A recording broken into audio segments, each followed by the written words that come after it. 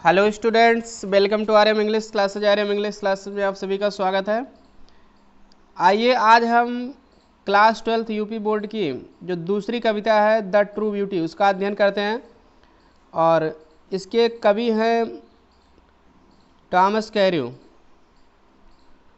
जिनका जन्म जो है 1595 में हुआ था और इनकी मृत्यु 1639 में हुई थी।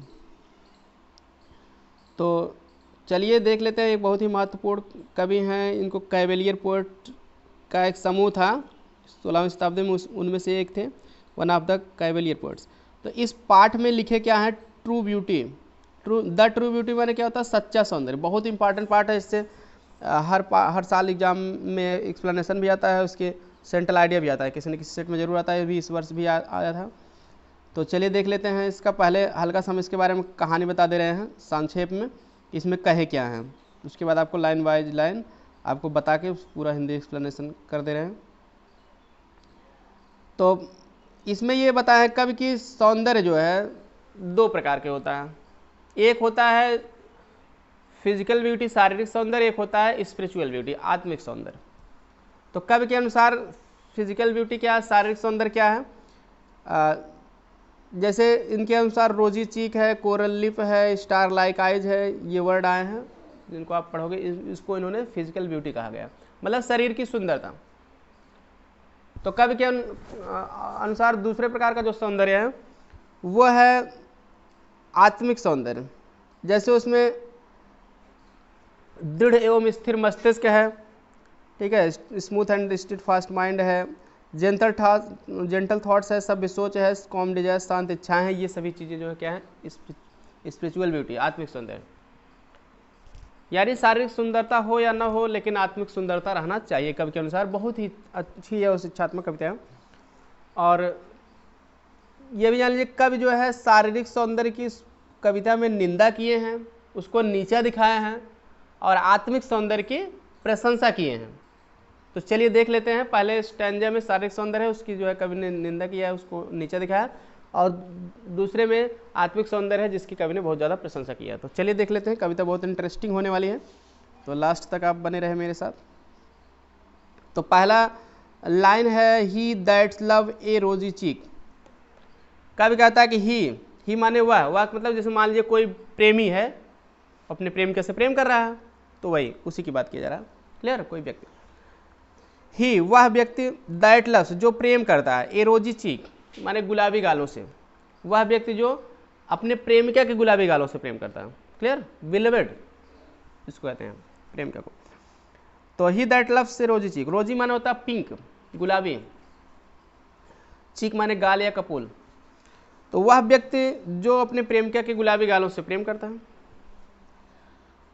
सेकंड लाइन है, आर माने अथवा एक कोरल लिप, कोरल मतलब एक मूंगा होता है, एक रत्न है, लाल गहरे लाल रंग का होता है, एक रत्न मूंगा जिसको कहते हैं। तो आप यहाँ इसका मतलब कोरल लिप मतलब गहरा लाल होठ, मूंगे के समान गहरा लाल होठ। क्लियर, की एडमायर्स माने होता है प्रेजेज, प्रशंसा करता है, अथवा मूंगे के समान गहरे लाल होठों की क्या करता है, प्रशंसा करता है। मूंगे के समान अपने प्रेमिका के गहरे लाल होठों की क्या करता है, प्रशंसा करता है। Or from star like eyes, star like eyes माने सितारे जैसी आंखें। सिमली का जबरदस्त यूज किया गया कभी किसने, full of Simli and metaphor है ये कविता। सिमली और मेटाफर का कब बहुत यूज किया। यहाँ कोरल लिप एडमास में देखिए मेटाफर है, रोजी चीक में मेटाफर है, क्योंकि गुलाबी गाल, गुलाब के समान गाल, ठीक है, कोरल मूंगे के समान गहरा लाल होठ, लेकिन लाइक का प्रयोग कहीं नहीं किया गया, सीधे सीधे मान लिया गया। तो तीसरी लाइन में सीधे स्पष्ट है, simile are from star like eyes अथवा सितारे जैसी आंखों से डथ सीक, सीक माने होता तलाश करना, सर्च, सितारे जैसी आंखों से तलाश करता, क्या तलाश करता, फ्यूल, फ्यूल माने क्या होता है, ईंधन। टू मेंटेन, मेंटेन माने क्या होता है, बनाए रखना, बनाए रखने का मतलब यहाँ जलाए रखने से है। हिज फायर्स, फायर्स माने क्या होता है, अग्नि, अग्नि के मतलब फायर्स का मतलब फायर ऑफ लव, ठीक है, प्रेम की अग्नि, प्रेम की अग्नि को बनाए रखने के लिए यानी कि जलाए रखने के लिए ईंधन की तलाश करता है। फिर बता दे रहे हैं, or from star like eyes अथवा सितारे जैसी आंखों से doth seek fuel to maintain his fires, अपने प्रेम की अग्नि को जलाए रखने के लिए ईंधन की क्या करता है, तलाश करता है। प्रेम की अग्नि को जलाए रखने के लिए ईंधन की क्या करता है, तलाश करता है। जैसे प्रेम की अग्नि को जलाए रखने के लिए ईंधन की तलाश करता है, वैसे प्रेम की भावना को बनाए रखने के लिए, क्लियर। फायर मतलब फायर ऑफ लव, अग्नि रहेगी जलाएगी, भावना रहेगी तो बनाएगी, क्लियर। दोनों कह सकते हैं आप, कोई दिक्कत नहीं, ठीक। प्रेम की अग्नि को जलाए रखने के लिए, प्रेम रूपी अग्नि को जलाए रखने के लिए ईंधन की तलाश करता है। आइज ओल्ड टाइम, कभी कहता है कि जैसे ही बुढ़ापे का समय आता है, ओल्ड टाइम मतलब बुढ़ापे का समय, इसमें पर्सनिफिकेशन का जबरदस्ती यूज है। तो बूढ़ा आदमी आता है, यहाँ समय आ रहा है, कोई समय आदमी नहीं ना, आदमी की तरह बताएगा।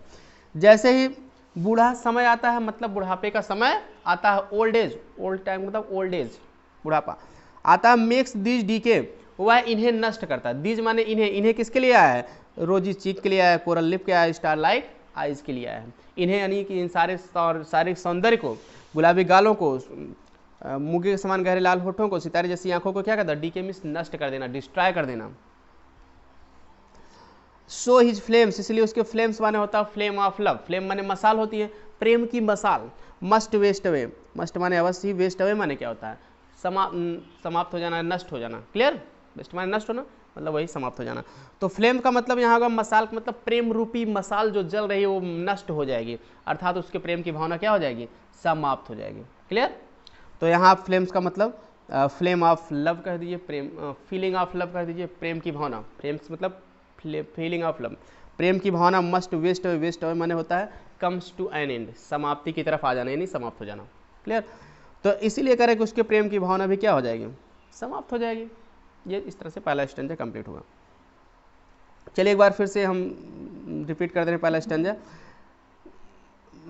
ही दैट लव्स ए रोजी चीक, कब कहता है कि वह व्यक्ति जो अपने प्रेम के गुलाबी गालों से प्रेम करता है। Or a coral lip admires, अथवा मूंगे के समान उसके गहरे लाल होठों की प्रशंसा करता है। Or from star like eyes, अथवा उसकी सितारे जैसी आंखों से।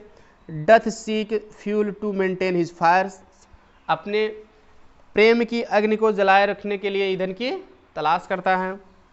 एज ओल्ड टाइम में, जैसे ही बुढ़ापे का समय आता है। मेक्स दीज डीके, वह इन्हें क्या करता है, नष्ट कर देता है। सो हिज फ्लेम्स, इसलिए उसके प्रेम की भावना भी मस्ट वेस्ट अवे, अवश्य ही क्या हो जाती है, समाप्त हो जाती है। समझ में आया। चलिए अगले सेकंड स्टैंजा चलते हैं। बट ए स्मूथ, लेकिन स्मूथ माने होता है एक सा रहने वाला, कांस्टेंट।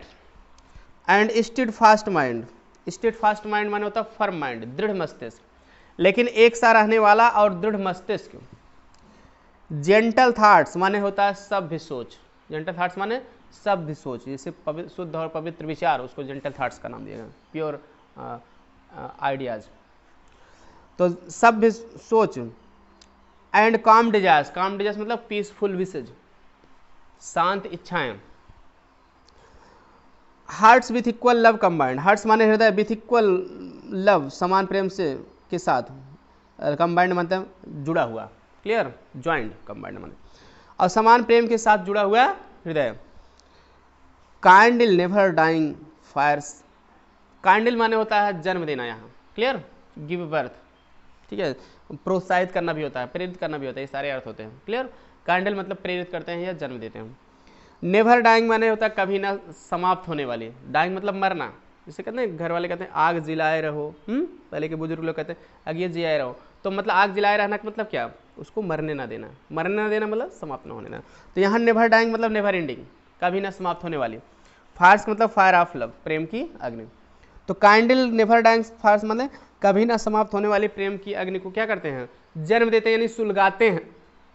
काइंडल माने जन्म देना, प्रेरित करना, सुलगाना। कभी ना समाप्त होने वाली प्रेम की अग्नि को सुलगाते हैं, जन्म देते हैं, अर्थात अस्थाई प्रेम को जन्म देते हैं, क्लियर।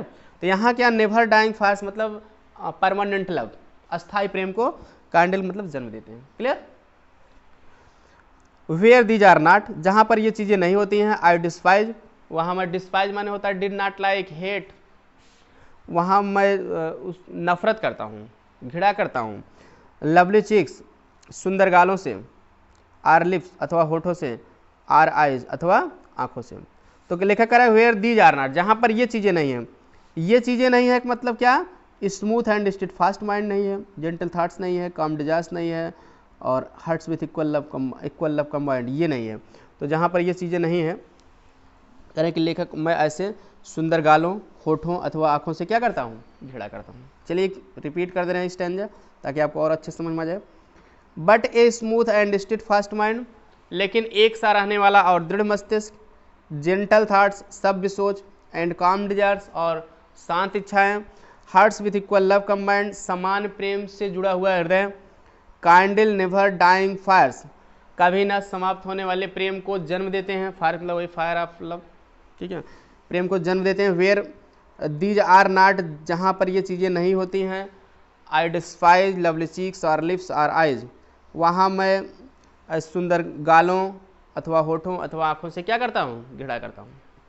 समझ में आ गया? चलिए तो वीडियो पसंद आ गया तो लाइक कर दीजिए, दोस्तों के साथ शेयर कर दीजिए। चैनल को सब्सक्राइब नहीं किए तो आप सब्सक्राइब कर लीजिए और बेल आइकन को ऑन रखिए ताकि ऐसे ही यूज़फुल वीडियो आपको मिलती रहे और अपनी पढ़ाई को आप जारी रख सकें और एक अच्छे नंबर लाने में ये बहुत कारगर साबित होगा। तो मिलते हैं नेक्स्ट वीडियो में। Thanks for watching this video.